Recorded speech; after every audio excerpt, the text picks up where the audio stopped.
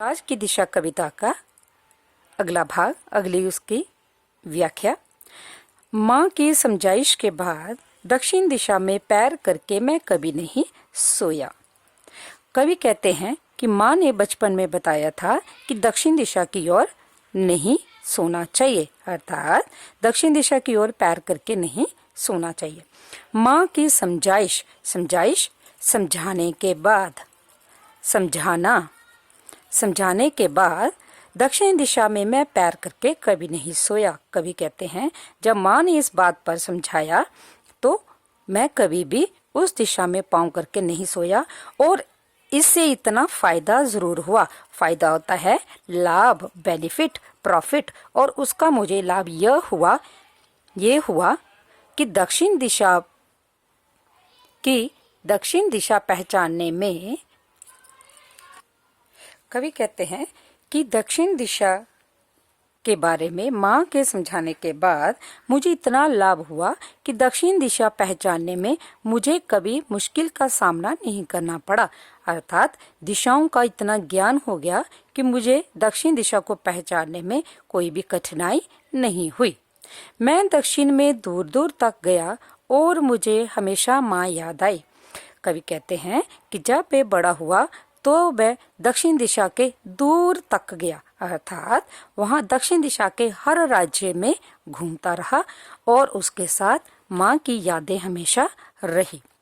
दक्षिण को लांग लेना संभव नहीं था, लांगना, पार करना संभव, आसान, कि दक्षिण दिशा को पार करना आसान नहीं था। होता शोर तक पहुंच जा, शोर होता है किनारा। कवि कहते हैं कि अगर दक्षिण दिशा को कोई किनारा होता, उस किनारे तक पहुंच पाना तो यमराज का घर देख लेता। अर्थात दक्षिण दिशा जो है उसको पार करना असंभव है। अगर उसका कोई किनारा होता, अंत होता, तो वे यमराज के घर को भी देख लेता। पर आज जिधर भी पैर करके सो वही दक्षिण दिशा हो जाती है। कवि कहता है कि आज मैं जिस तरह भी पाँव करके सोता हूँ वो चारों दिशाएं मुझे दक्षिण दिशा ही दिखाई देती हैं। सभी दिशाओं में यमराज के आलीशान महल हैं। कवि कहते हैं कि आज मैं ये इस तरफ भी पाँव करके सोता हूँ वो मुझे सारी दिशाएं यमराज की लगती हैं, अर्थात मृत्यु के देवता की लगती हैं। ऐसा लगता है कि चारों दिशाओं में यमराज अपना निवास बनाए हुए हैं।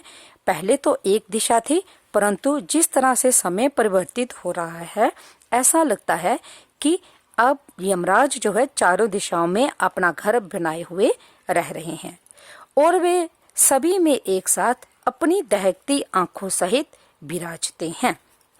दहकती जलती हुई सहित मैंने साथ,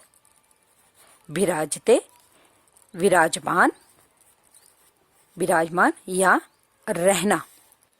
और उन चारों दिशाओं में यमराज जो है अपनी जलती हुई आंखों के साथ वहां पर रह रहे हैं। माँ अब नहीं है। कवि के कहने का आशय है कि माँ अब जीवित नहीं है, अर्थात माँ की मृत्यु हो गई है और यमराज की दिशा भी वह नहीं रही जो माँ जानती थी। माँ की मृत्यु भी हो गई है और यमराज की दिशा भी समाप्त हो गई है, अर्थात अब वो एक दिशा जो यमराज के देवता की दिशा बताई जाती थी अब वो दिशा भी नहीं रही, क्योंकि अब चारों दिशाएं जो हैं यमराज की दिशा बन गई है। कवि कहते हैं कि आजकल हमारे देश में अब चारों ओर इतना पाप बढ़ चुका है कि चारों दिशाएं जो हैं वो यमराज